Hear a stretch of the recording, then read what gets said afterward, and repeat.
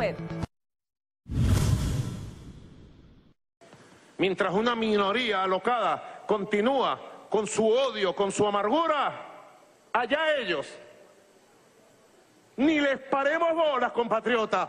Vamos a pararles al trabajo, al estudio, a la unión nacional. A ellos ni les paremos bola. Que siga la minoría alocada en su amargura. Los vamos a derrotar. Tengan la seguridad absoluta. Por Chávez lo haremos. Bueno, ¿qué es esto? Un repliegue táctico. Tenemos aquí a Pedro Pedrosa, consultor político y comentarista. Gracias por estar con nosotros esta noche. Gracias, Oscar. Y al doctor Carlos Sánchez Berzaín, director del Instituto Interamericano por la Democracia, ex ministro de Defensa de Bolivia. Doctor Sánchez Berzaín, ¿qué es esto? Bueno, inédito de todo punto de vista lo de Venezuela. Así es, este es un momento en el cual, como yo defino en una columna que he escrito esta semana, es Venezuela con un presidente sin gobierno y un dictador sin país. Lo leímos. ¿Qué es un presidente sin gobierno? Guaidó es un líder que ha emergido por la necesidad y por momento político, es un fenómeno. 80% de popularidad interna, cerca de 60 países lo han reconocido como presidente.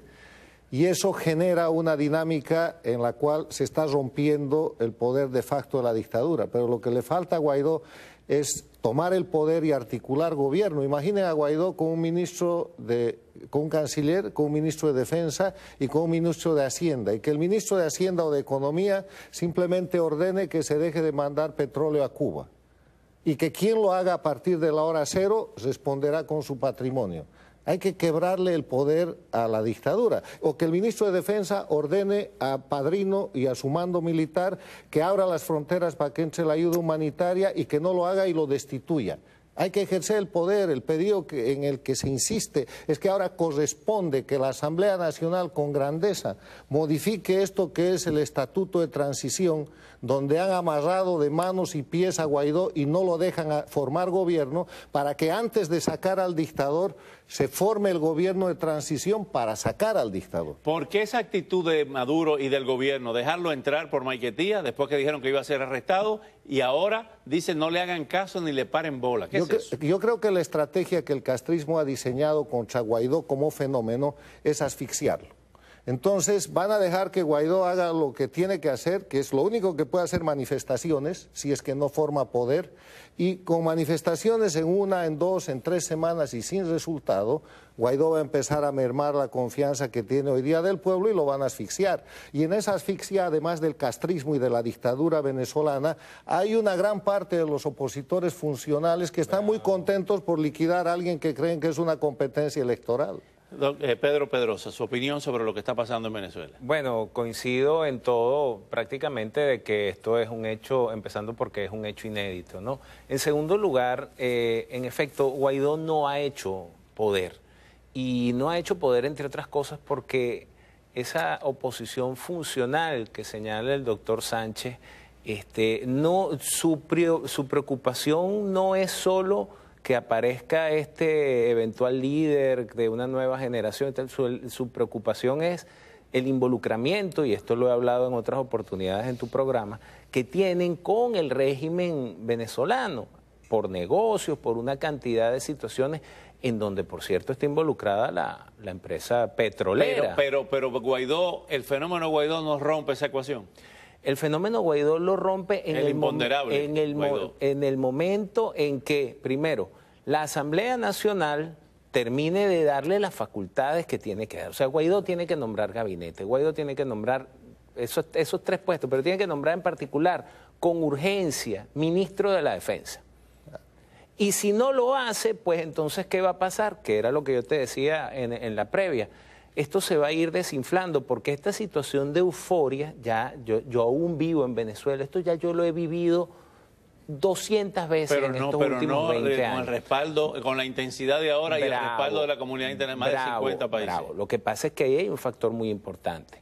Aquí hay la determinación de esta administración de los Estados Unidos de ponerle fin a una amenaza a la seguridad hemisférica, que es el régimen venezolano. Y esa bujía fue la que encendió todo el resto de la maquinaria que está en funcionamiento ahorita. De manera que yo creo que tanto el señor Guaidó como los Estados Unidos de Norteamérica y todas las personas, todos los países que los Estados Unidos han montado en ese barco están en el punto de no retorno, o sea, o vamos hacia adelante. Por eso cuando yo escucho la consigna esa de vamos bien, yo no estoy tan seguro, yo sí diría vamos para adelante. Acaba de decir una cosa, doctor Carlos Sánchez Berzaín, el señor Pedro Pedrosa, el licenciado Pedrosa, de que hemos llegado al punto de no retorno. Cuando se llega al punto de no retorno, ¿qué pasa?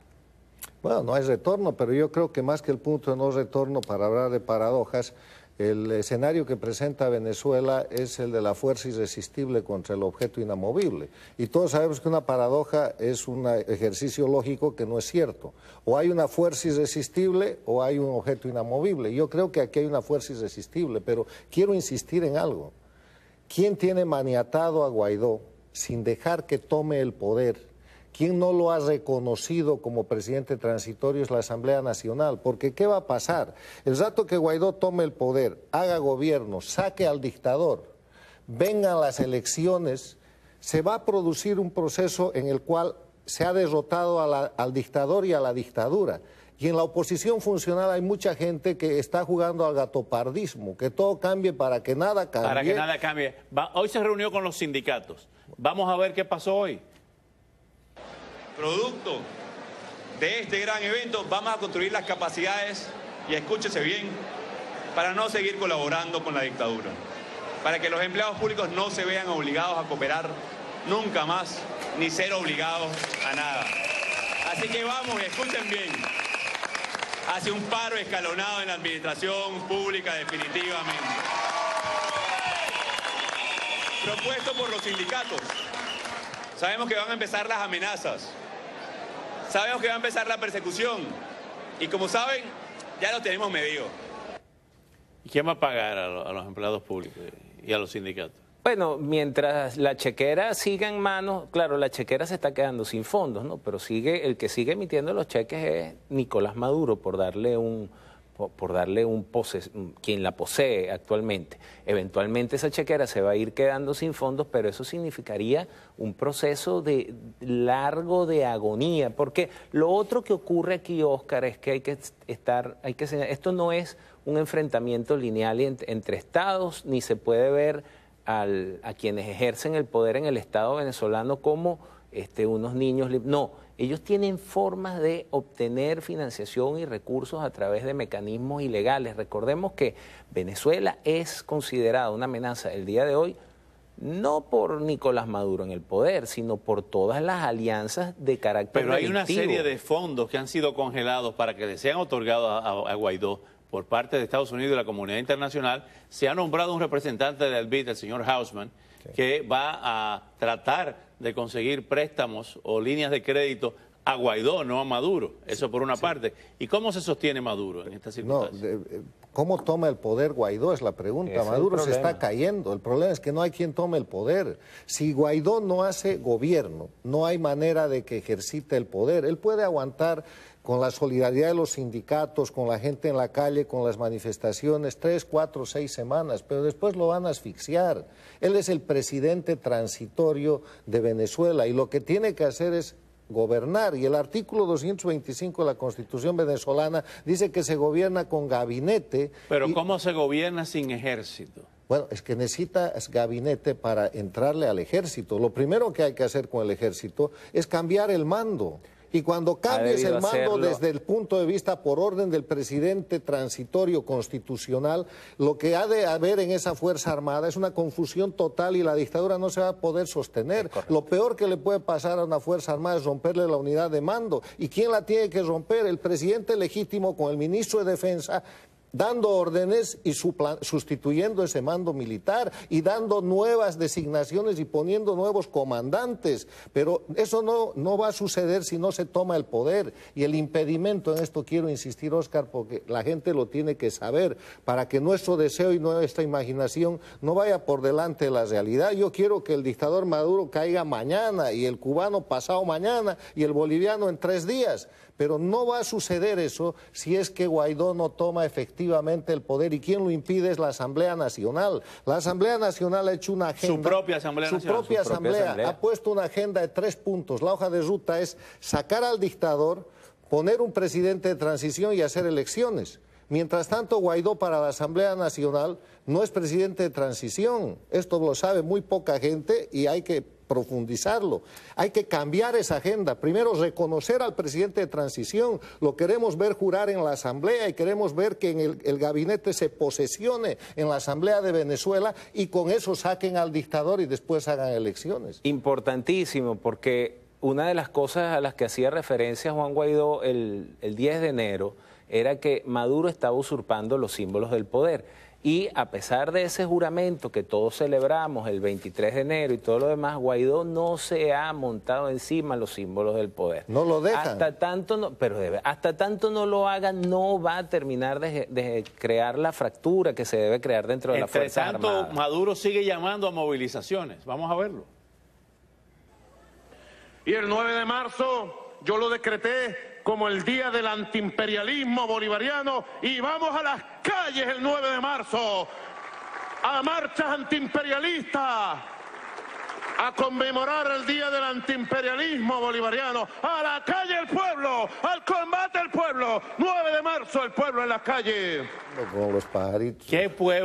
¿Qué pueblo va a ir a la calle? Nadie, absolutamente nadie. Y ese es el gravísimo error de cálculo que tienen en este momento del lado del chavismo, la tiranía venezolana. A mí no me gusta llamarle dictadura, pero en efecto es una tiranía. El problema es lo que estábamos comentando, Oscar.